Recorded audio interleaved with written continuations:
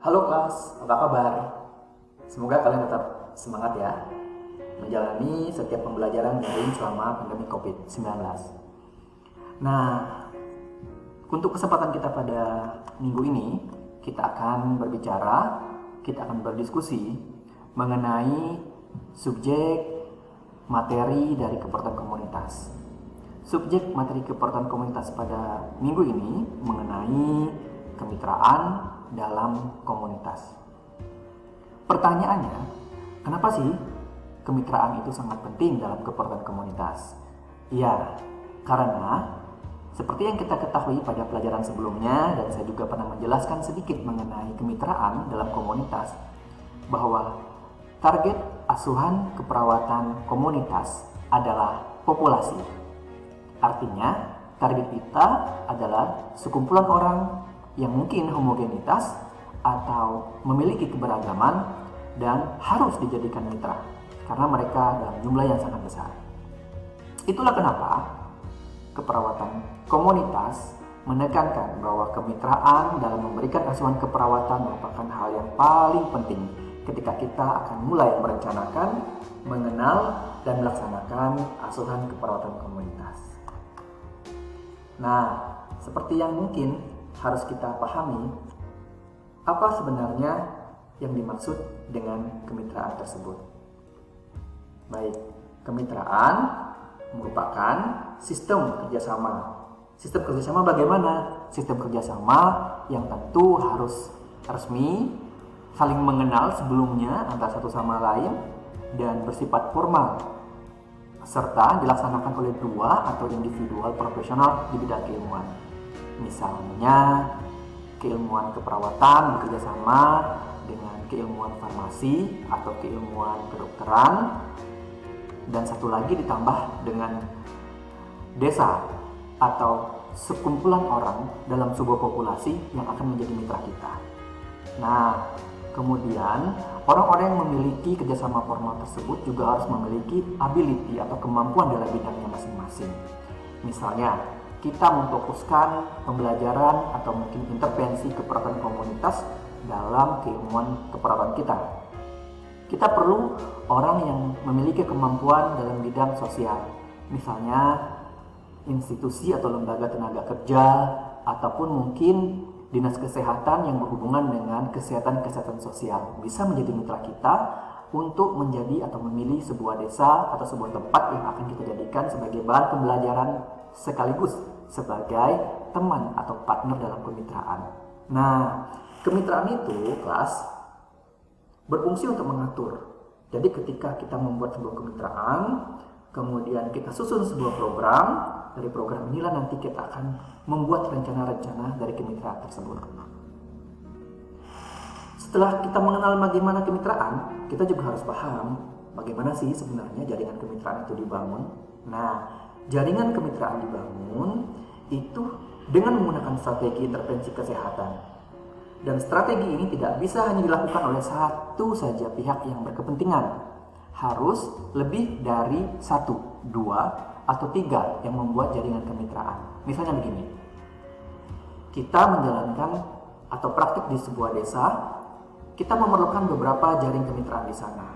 Misalnya, jaring dengan pemerintahan desa, kantor desa, kemudian kita perkecil lagi jaringannya menjadi lurah, kemudian RW, RT, dan sebagainya.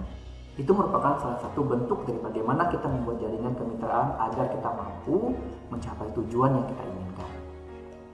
Nah, yang perlu kita pahami dalam jaringan kemitraan, orientasinya adalah output dan keberhasilan. Apabila dua mitra yang saling bekerja sama, maka keberhasilan pasti akan mudah dicapai. Dengan demikian, perlu ada komitmen awal ketika kita akan membentuk sebuah jaringan kemitraan dan menjalankan program-program intervensi kesehatan kita.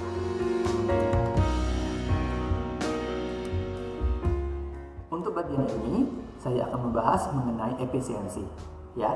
Kemudian jaminan mutu, mengurangi risiko, memberi manfaat, dan mendukung. Ini semua merupakan manfaat kemitraan yang dapat kita rasakan ketika kita melaksanakan asuhan keperawatan komunitas dalam sebuah populasi yang menjadi target utama asuhan keperawatan kita. Kenapa efisiensi? Ya, karena kita bekerja sama. Apabila kita hanya bekerja sama dalam satu aspek saja, maka efisiensi ini akan sulit untuk didapat.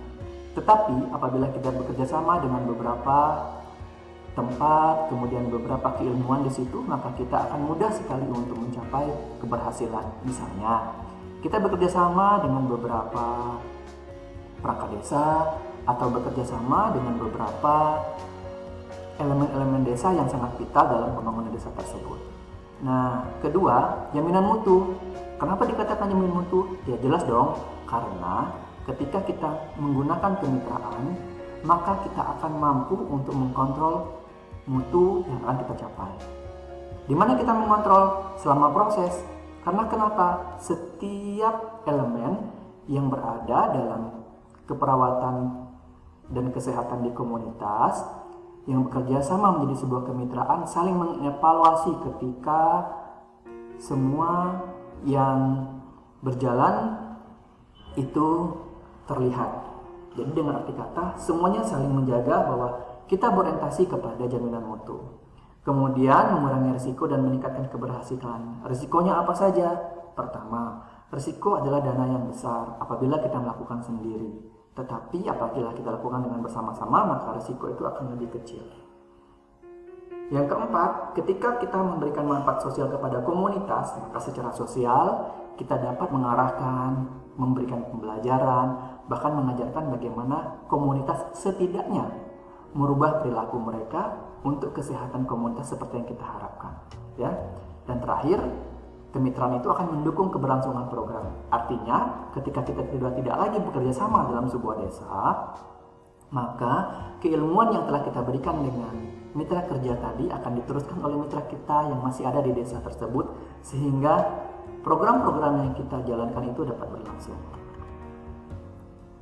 Kemudian, dalam melaksanakan program kerja, dalam melaksanakan kemitraan, kita harus memiliki prinsip dan etika.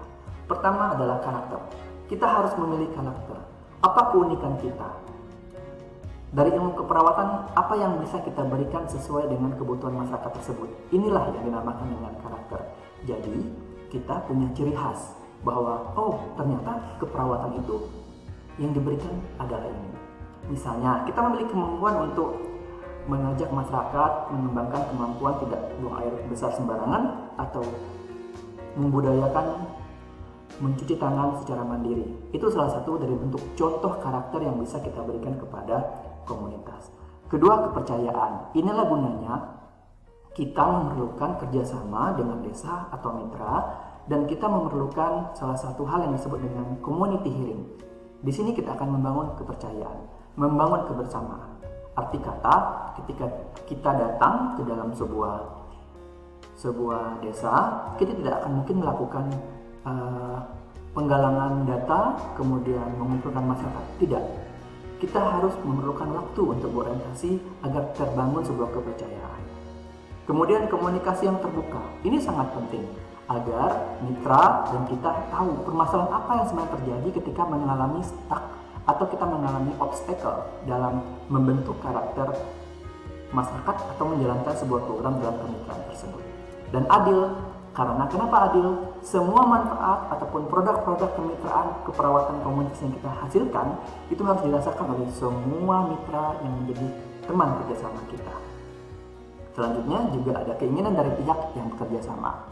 Jadi ketika mereka sudah willingness, ketika mereka sudah mau untuk bekerja sama, mereka akan membentuk diri mereka sama dengan pola pemikiran yang kita harapkan. Kemudian yang perlu kita ingat, dalam keperawatan komunitas, kita memiliki 7 peran penting dalam kemitraan. Yang pertama adalah selaku clinician. Kenapa clinician? Karena kita harus mampu memiliki skill-skill yang berhubungan dengan permasalahan-permasalahan klinik yang kita temukan di lapangan. Itu merupakan modal kita ketika kita akan bekerja sama dengan partner kita dan membentuk sebuah kemitraan. Kedua, edukator. Kita harus memiliki keilmuan, kita harus memiliki kemampuan dalam berkomunikasi, mendidik, dan sebagainya. Yang ketiga, advokasi. Di advokasi, kita nanti akan menemukan permasalahan-permasalahan yang ada di dalam lingkungan sosial di tempat kita bermitra. Nah, inilah tugas kita. kemampuan kita untuk menjadi konselor atau menjadi advokator menghubungkan dua perbedaan persepsi, dua perbedaan pengetahuan menjadi satu tujuan. Itu merupakan sebuah seni yang harus kita miliki ketika kita bermitra. Manajerial, tentu saja. Untuk mengakses kesehatan masyarakat tidak serta-merta kita akan mendapatkan data, tapi kita harus mampu memanajerial.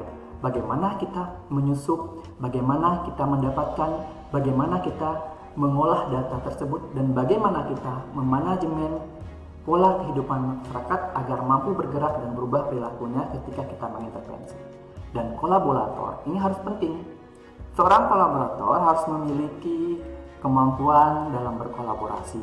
Dia harus bisa bekerja sama dalam tim dan bisa bekerja sama dalam setiap aspek dalam kehidupan kemitraan yang ditemukan nanti. Dan leader, kenapa leader?